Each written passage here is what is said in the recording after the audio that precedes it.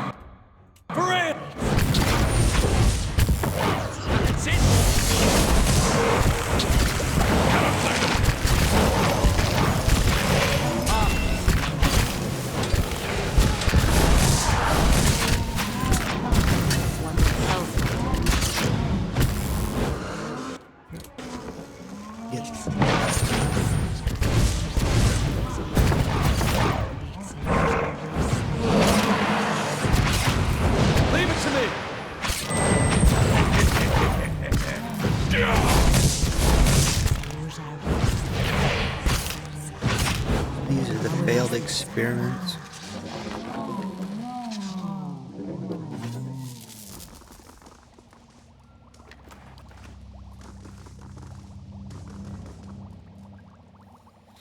Vicious green liquid seeps from a crack in the glass, exudes a strong chemical odor.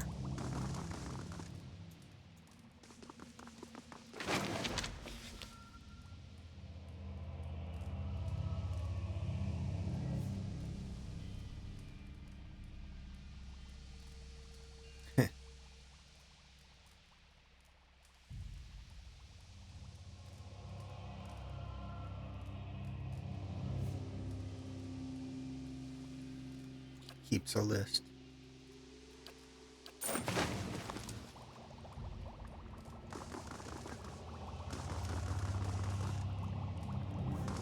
Wonder how many people actually keep a list of people they dislike.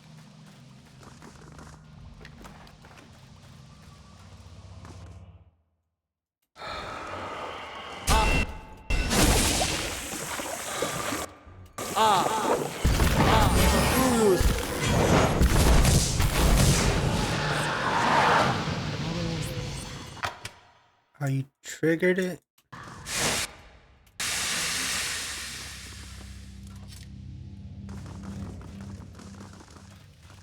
Did it just get quieter? Another one? That instantly killed him too.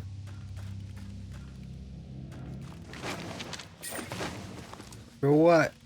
Junk you'll never use.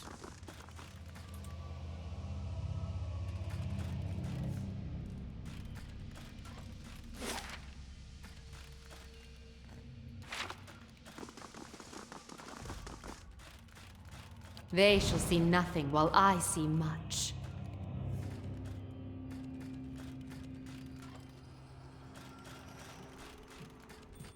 Oops.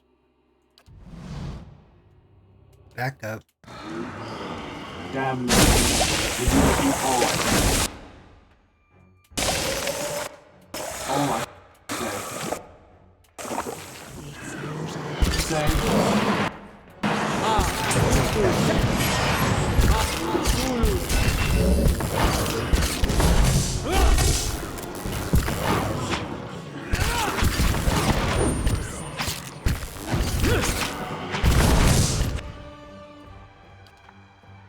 See, you're way too far back again.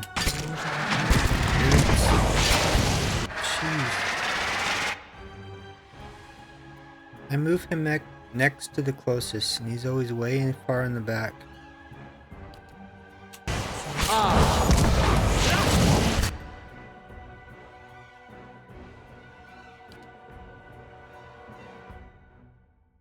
I'm here.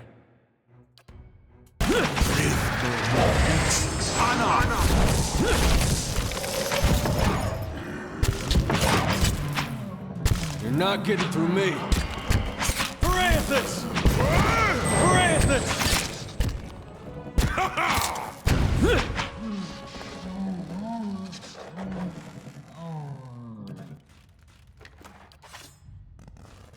All right then.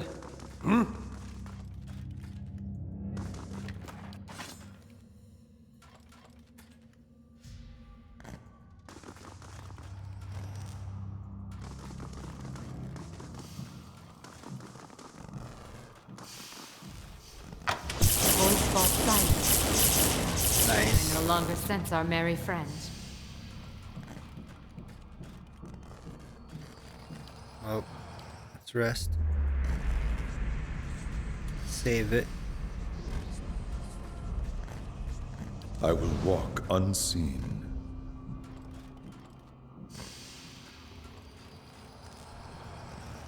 You hear a faint, reedy noise singing tunelessly.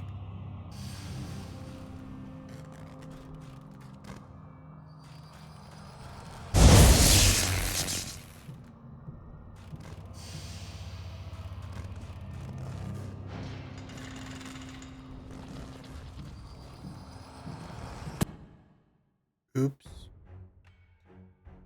Basler. Balsire.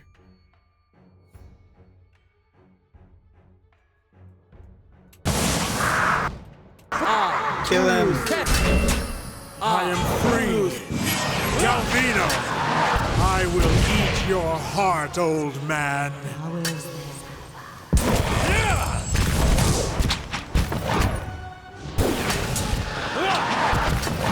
touch.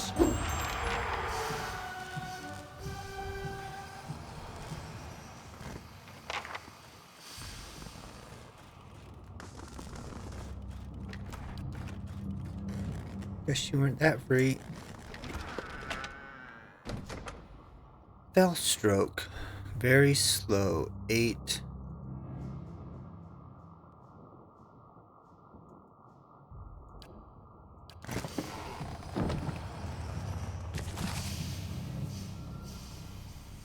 Balsire. She's outdone herself with this one. Balsire, a common robber with some natural talent for cipher abilities. It has gone to his head. The Bazo believes he is the next Antonino.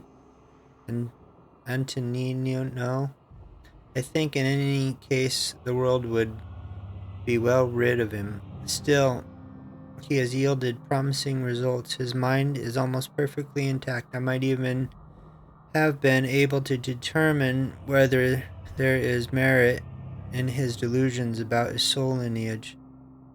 But I made the foolish mistake of leaving the man's pistol on my work table. His essence is bound to the weapon rather than the body I undertook to build for him. Even bodiless, this fool seeks to trouble me. I have sealed him within one of the tanks. I will have to proof the machines against the free-roaming experiments while I think of a solution. Until then, I suppose I must endure the company while I work.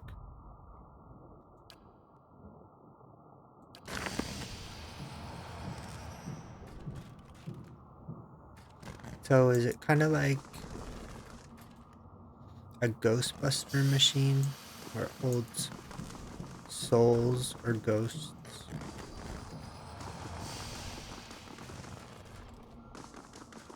And the souls are in those failed vessels, I think. Tufts of hair are still tucked to the metal slates of the helmet. Ew. Dark smudges along the edges of the manacles.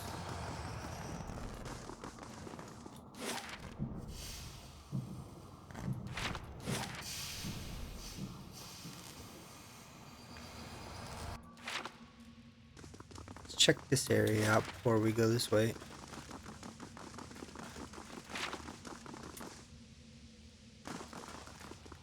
A simple test. That's settled. Ew, what the hell is that?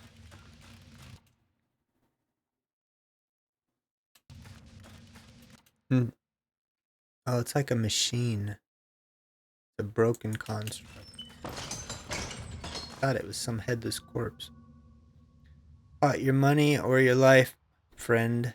A tiny voice rises from within the chest of this headless machine. From time to time, a burst of sparks accompanies the rattling of its innards. Raise your hands. Get a little lost, did we? There's a toll on the roads. 500 copper or you'll have a new set of nostrils to breathe out of. Construct's arms twitch spasmodically at its sides. Give the construct 500p. Please, just don't hurt us. Really? Well, that's it. Of course. I thought you might see reason. Give it here, and then you may be on your way. The construct raises the battered stump of an arm towards you, reaching for its prize, only to scatter the coins on the floor when it reels away again. Idiot. Tell everyone you met Alrine Razorfingers is true to her word. Construct gives a gleeful, rattling laugh, tottering to the back of the cell. Ha ha ha. That's funny. Where's my coins? They fell on the floor.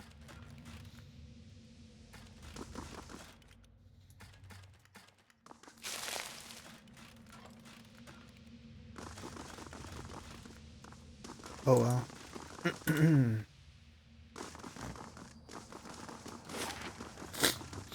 So let's see. I'll go this way.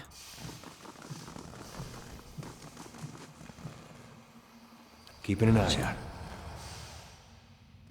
Sneak again. In case there's any traps. How many of those are there?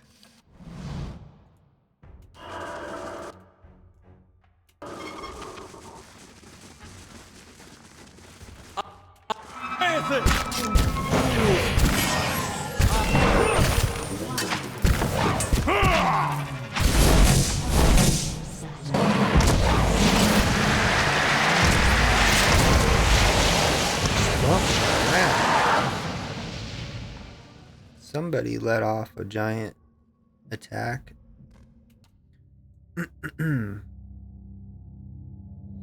Let's see. Where's all the deaths at? Knocked out Eder. Unstable construct. Self-destructed. I don't think you can see it. Can I move this?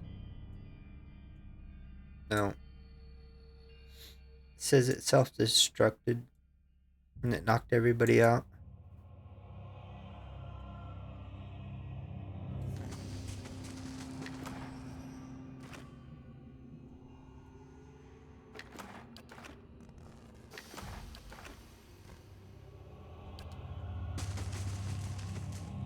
The better part of valor.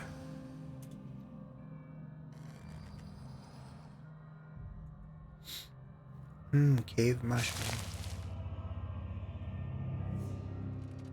Now this I haven't seen before. Because you haven't been down this way before, Turns.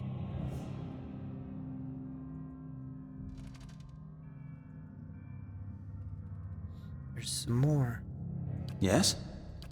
I shoot Onward! him from here. Ah!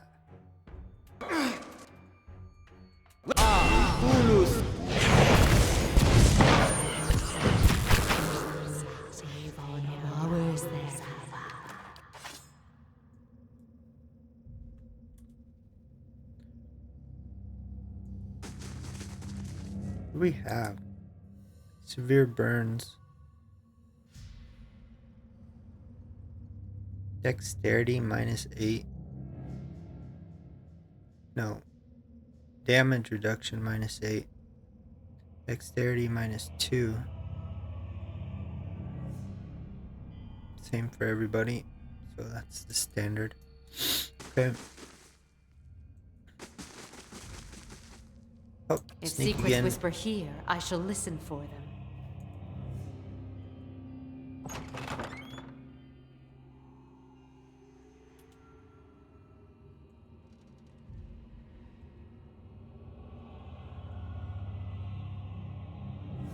Now this A little late there. I haven't seen before.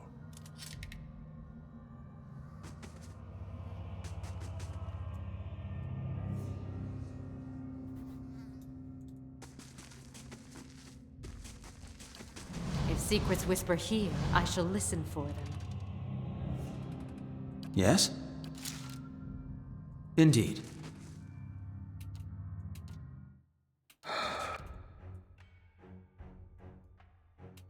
I'm here. Charge! Ulu. Attack!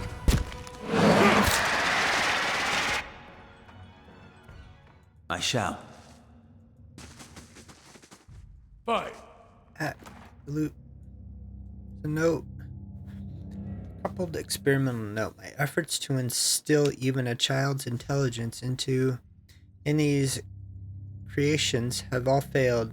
Most cannot hold a quill, much less set thoughts to paper. I believe for some time that Subject 63 might have had a breakthrough during its lessons, but I discovered that it has simply been repeating my words without comprehension. These were not enlightened characters while they wore their original skins. Perhaps their essence lacks a fundamental capacity for learning. I have put them to the test in more martial arts, but here too they falter without the benefits of true sentience. The devil, of course, delights in mocking them. It is like boasting of besting children at combat. If I only had my old machines.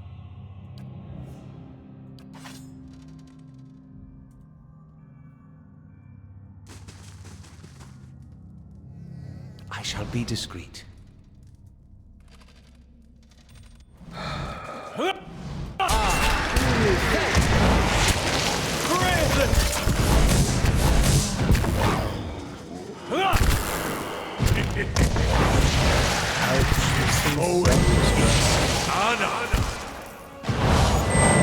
You're not getting through me.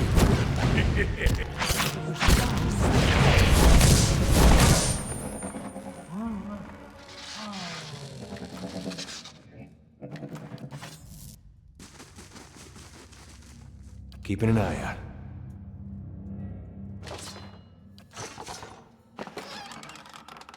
Cell key.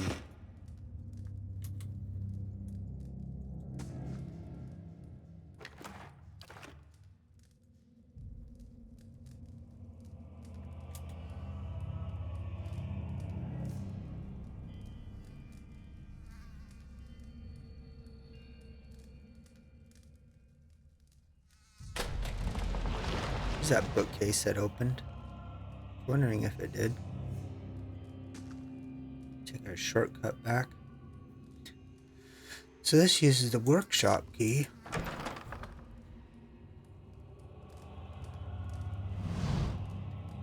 Calvino.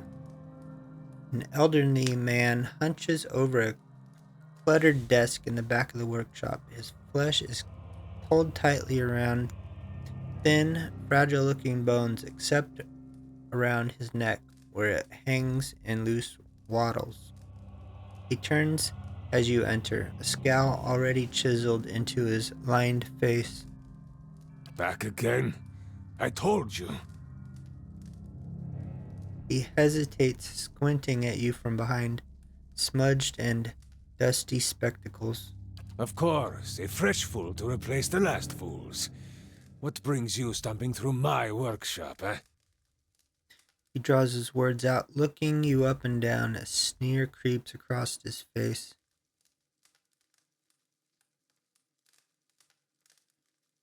I've got questions about Durgan's battery in the White Forge.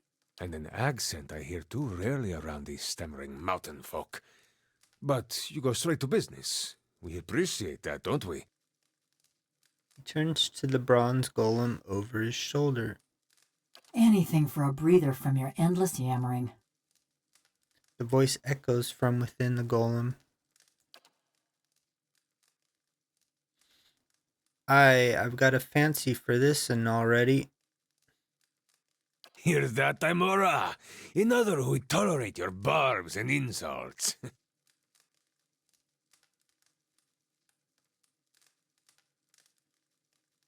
Wait and say nothing. But you come seeking the White Forge, like they all do. Boys with smooth cheeks and wild dreams, girls with bright ribbons tied next to their scabbards. His voice rises and falls with the sing-song of mockery. Old men and women, too, seeking a final blaze of glory before they're snuffed out for another turn at the wheel. Sound familiar? His smile is rigid as he looks at you, and the corner of his eye twitches.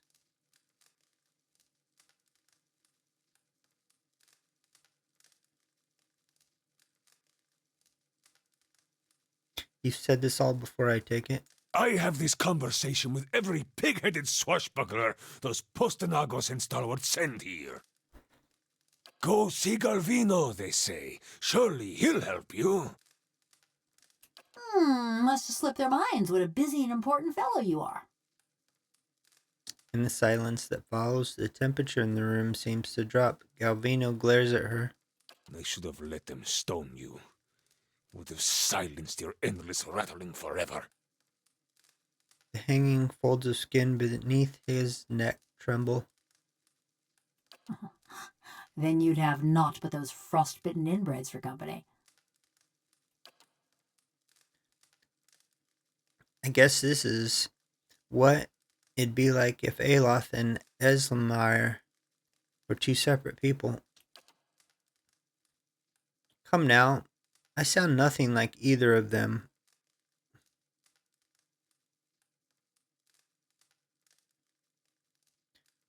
Mestre Galvino, I would really appreciate your help, please. Of course you would. What would anyone here do without me?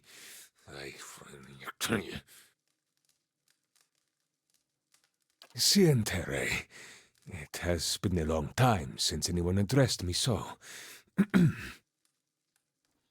Clears his throat before continuing. The villagers and their adventurers hammer and pry at the battery as if they were laying siege to some moldering lord's keep. He swats the air in front of his face. But those stones were laid by some of the finest builders ever to have lived, disciples of Abidan in the truest sense. They will not fall by the whims of any kith, and the door itself, it is infused with living essence. He holds his hands before him, and his eyes are wide with wonder. So how does one get into the fortress? With the secrets of the Pargrunen dwarves, of course. Taps his balding head.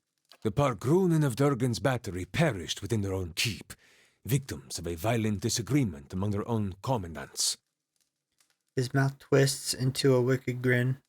Surely in the village you have heard stories, no?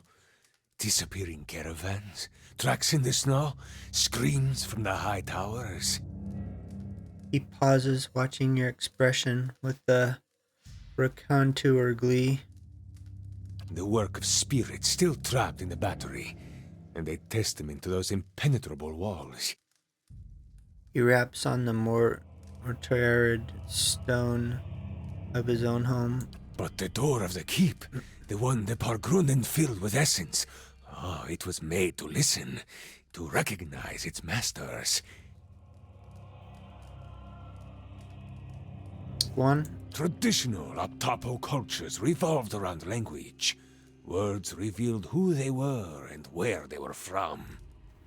That is why you need a Kantek. he holds up a twitching finger. What's a cantek? Some liken it to a poem, others to an anthem. In reality, it is more than either. He holds one hand out, turning it this way and that in a balancing motion. A Kantek is a statement of purpose, a declaration of identity. Each is unique to its stronghold. Ha, seal your door with a key of words, and any liar can talk his way through. There's nothing built of words that won't break when the slightest stress is applied. Thus, to enter a fortress like Durgan's battery, you would stand at the gate and recite its Kantek. He spreads his arms, his face aglow. Very well. Where would I learn this cantic? To learn the Cantek, you must speak with one of the dwarves of Durgan's battery. A shame they are all dead, no? He rubs his hands together, pacing. But no doubt their souls live on in one or two of the villagers of Stalwart, like fine wine poured into a cheap pot. Dirijin curls his lips. But to identify them, that is the first problem. You would need the skills of an animancer. You're an animancer. Golem head turns in one slow oil, smooth movement. Yeah, Galvino, why don't you go back to Stalwart? Oh, there's a sight I'd rust my joints to see. Enough! Snatches an ink pot from the desk and hurls it at the golem. It flies wide, spattering the wall with ink. Motionless, the golem watches him with their black glass eyes. I shall speak no more of that damned village. Calvino's mouth and brows have calcified into a stern expression. I'm a watcher. The golem swivels her head sharply towards you. Her mask of a face and the glass eyes behind it betray no emotion, but it seems as if she's watching you carefully. A watcher? Diverus? If this is true, then you could find a sole descendant from Durgan's battery, no question. But the greater difficulty remains. He rubs his gaunt, whiskered cheeks. You would have to learn the Cantek from the dormant soul. And to do that, you would have to awaken it. But the awakening would be permanent, wouldn't it? Oh, yes. Whoever you awaken will live with the memories and the personality of a past life. Maybe peacefully, maybe not. His bony shoulders rise in a shrug. That is why you must pay attention to the soul you would awaken, no? It is a monumental thing to impose on another, but these are the very people who wish to rediscover the White Forge, Verus. He removes his spectacles and polishes the dirty lenses with his tunic. Awaken someone. How would I do that? An awakening is merely the jolting of a dormant soul into consciousness. Makes a bursting motion with his hands, displaying his fingers wide. When such things happen normally, it is because something has reminded the subject of a past life, often violently so. He smacks his workbench with surprising vigor. Alof flinches. Thus, to awaken one of the former dwarves of Durgan's battery, you will need to address that soul, and preferably by name. He folds his hands together, steeping his fingers. But show some care. When you examine these souls, whatever it is you watchers do, you may see images, memories. He leans forward, his back hunched. These are moments of special import. What you see will tell you much about the person, and perhaps the condition in which they awaken. He raises his hooray eyebrows and tilts his head back.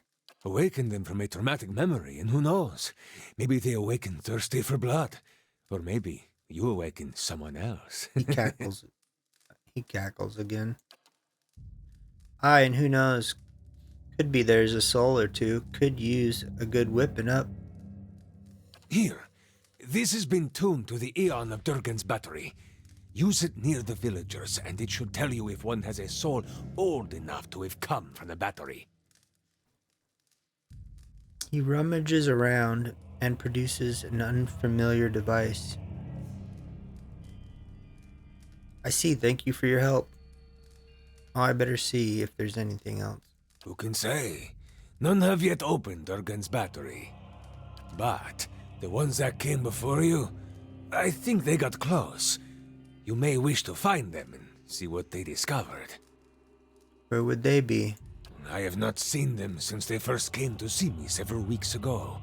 But word has reached my ears that they crossed an ogre matron. Thank you for your help. He dismisses the thought with the wave of a hand. It is a pleasure to have such a courteous guest for a change.